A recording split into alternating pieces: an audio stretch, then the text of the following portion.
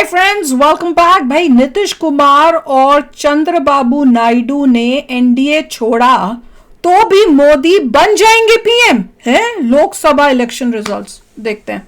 Video शुरू करते हैं। वीडियो शुरू करने से पहले अगर आप चैनल पर नए हो और आपने अभी तक सब्सक्राइब नहीं किया तो जल्दी से पहले सब्सक्राइब के बटन और बेल आइकन को क्लिक कर लो ताकि आपको हमारे सारे न्यू वीडियोस के नोटिफिकेशन मिल जाए जैसे हम अपलोड करें। अगर आपको वीडियो पसंद आता है प्लीज लाइक एंड शेयर। चलिए शुरू करते हैं। पूरी ऐसे मीटिंग हुई थी। 2024 लोकसभा चुनाव के नतीजों में बीजेपी अकेले के दम पर बहुमत पार करने में नाकाम रही है, लेकिन बीजेपी और उसके सहयोगी दलों के एनडीए गठबंधन को कुल 292 सीटें मिली और वो स्पष्ट बहुमत पाने में कामयाब रहे हैं। लेकिन इन आंकड़ों में एक सच्चाई और छुपी है, वो ये कि अगर गठबंधन को तोड़कर दो बड़ी पार्टियां एनडीए से बाहर हो जाती है तो बीजेपी मौजूदा गठबंधन के बदौलत तो बहुमत हासिल नहीं कर पाएगी। वहीं विपक्षी दलों के इंडिया गठबंधन को 234 सीटें मिली। ऐसे में इस चुनाव नतीजे के बाद विपक्ष का भी आत्मविश्वास बढ़ा है। वो भी बीजेपी को सरकार बनाने से रोकने की मालाएं लगा रहे हैं जैसे जीत गए हों। इसी बीच सबकी निगाहें नीतीश कुमार और चंद्रबाबू नायडू पर टिकी, जो इस चुनाव नतीजे में किंग मेकर बनकर उभरे हैं। इंडिया गठबंधन के कई नेताओं का दावा है कि वो भी सरकार बना सकते हैं। हर बार नीतीश कुमार और चंद्रबाबू नायडू का नाम ले रहे हैं। बता दें कि एनडीए की सबसे बड़ी पार्टी बीजेपी ने अकेली 240 सीटें हासिल की, जो बहुमत के आंकड़े से 32 सीट कम है। अगर एनडीए गठबंधन में शामिल 3 सहयोगी चंद्रबाबू नायडू की 16 सीटें, एकनाथ शिंदे की 7 सीट और नीतीश कुमार की 12 सीटें को जोड़ दें तो ये कमी पूरी हो जाती है। चंद्रबाबू नायडू की टीडीपी के पास 16 सीटें हैं। मान लीजिए कि अगर तेलुगु देशम पार्टी एनडीए गठबंधन का साथ छोड़ भी देती है तो एनडीए के पास बहुमत के लिए जरूरी 272 से 4 सीटें ज्यादा 276 सीटें होंगी। फिर भी अगर एक छोड़ेगा सरकार बनेगी। और अगर नीतीश कुमार एनडीए का साथ छोड़ते हैं तो एनडीए गठबंधन की सीटें घटकर 280 पर आ जाएंगी। ये बहुमत के लिए जरूरी 272 सीटों से 8 सीट ज्यादा है। मतलब ये दोनों टाइम में होंगे, एक एक अगर छोड़े सरकार बनाने की स्थिति में है। खास बात यह भी है कि 2024 लोकसभा चुनाव में 7 निर्दलीय और 11 छोटे दलों के सांसद जीते हैं।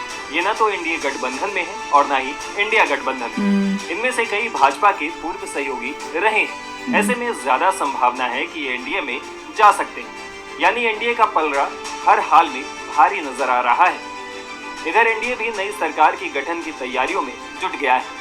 बुधवार को पीएम मोदी ने राष्ट्रपति द्रौपदी मुर्मू से मुलाकात की। उन्होंने मंत्री परिषद सहित अपना इस्तीफा राष्ट्रपति को सौंप दिया। राष्ट्रपति ने उनका इस्तीफा स्वीकार करते हुए उनसे और मंत्री परिषद से अनुरोध किया कि वे नई सरकार के कार्यभार संभालने तक पद पर बने रहें। दूसरी तरफ भारतीय जनता पार्टी के नेतृत्व वाले राष्ट्रीय जनतांत्रिक गठबंधन ने बुधवार को ही सहयोगी दलों के साथ बैठक कर सरकार गठन को लेकर चर्चा की। अब अगली बैठक 7 जून को सुबह 11 बजे बुलाई गई है। एनडीए के संसदीय दल के नेता शामिल होंगे। 7 जून को पीएम मोदी को एनडीए के घटक दल का नेता चुन लिया जाएगा। मीडिया रिपोर्ट्स में बताया जा रहा है कि नरेंद्र मोदी 8 जून को प्रधानमंत्री पद की शपथ ले सकते हैं। ले सकते हैं कि लेंगे। डिजिटल की रिपोर्ट।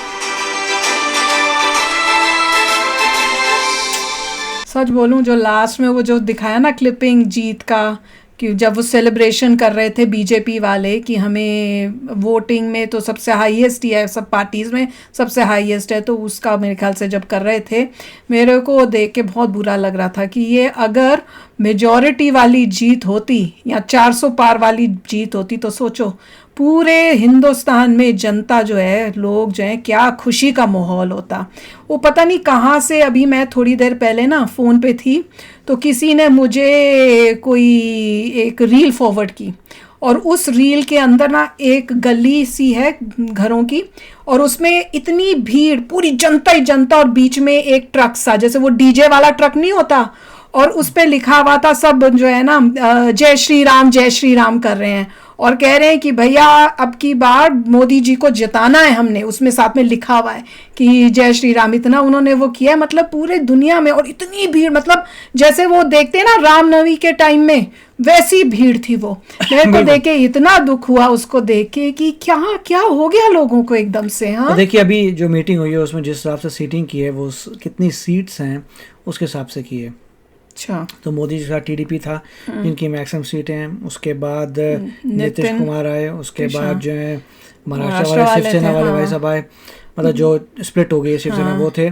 उसके हिसाब से उधर मिस्टर पासवान के बच्चे थे, तो जिस हिसाब से जिसको मिली उसके हिसाब से डिस्ट्रीब्यूट करके किया हुआ था। मतलब मोदी जी के पास क्लोजेस्ट सबसे जो मैक्सिमम सीट वाले, जिसके मैक्सिम सीट थी, एक तरफ तो उनके अपने थे, दूसरे अपनी पार्टी के, और दूसरी तरफ जो है अकॉर्डिंग टू सीट्स फॉर ऐसा पूरा अरेंजमेंट करके।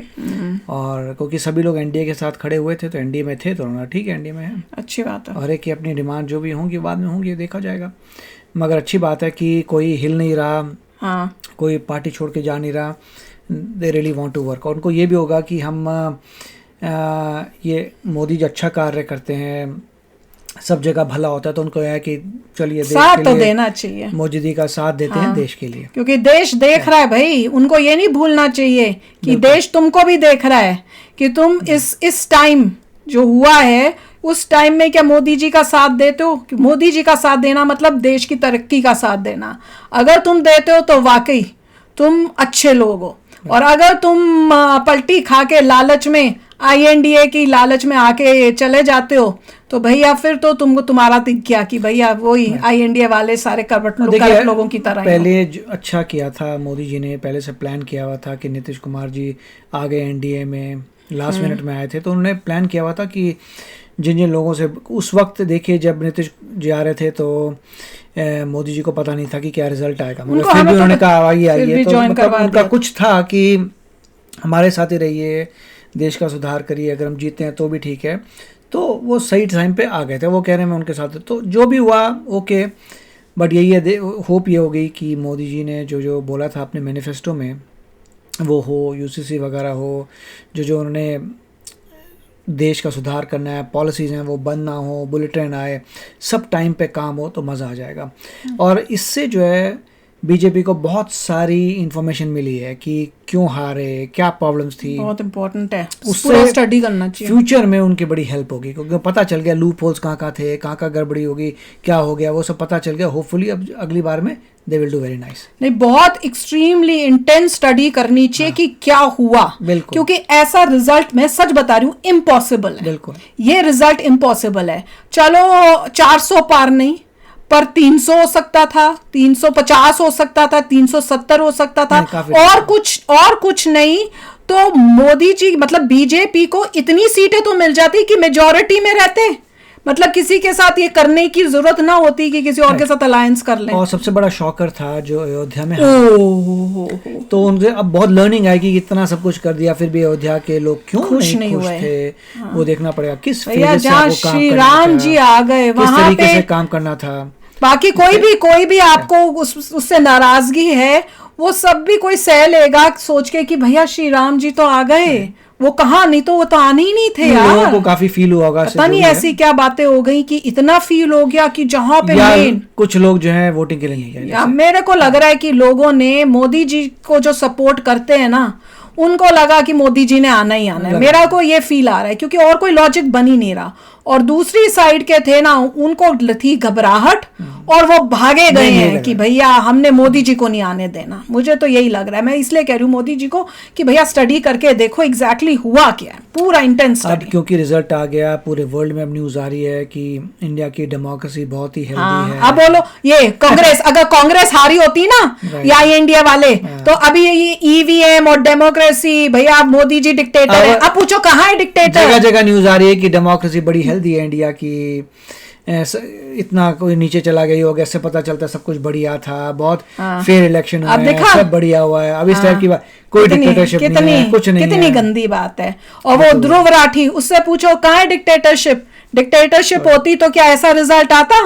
मोदी जी ने जो फेस किया है, हमें उनके लिए बुरा लग रहा है मोदी जी के लिए। अरे बोलते हुए कुछ तो सोचा करो, लोगों को भी। और पूरे मतलब तुम दुनिया के सामने, मिलियंस ऑफ पीपल के सामने ये सब बोल के चले गए हो, उसके ऊपर कोई मतलब रिपरकशन ही नहीं हो रहा कि ऐसी बातें बोली हैं। तो चलो यार, आप भी शेयर करना अपने थॉट्स। चलते हैं, मिलेंगे नेक्स्ट वीडियो में बहुत ही जल्द। Till then take care and bye bye. तो अगर आप मेरे इस चैनल पे नए हो तो जल्दी से सब्सक्राइब के बटन को हिट करो और बेल आइकन को क्लिक करो, ताकि आपको मेरा जब नया वीडियो मैं लगाऊं आपको उसके बारे में जल्दी से पता चल जाए।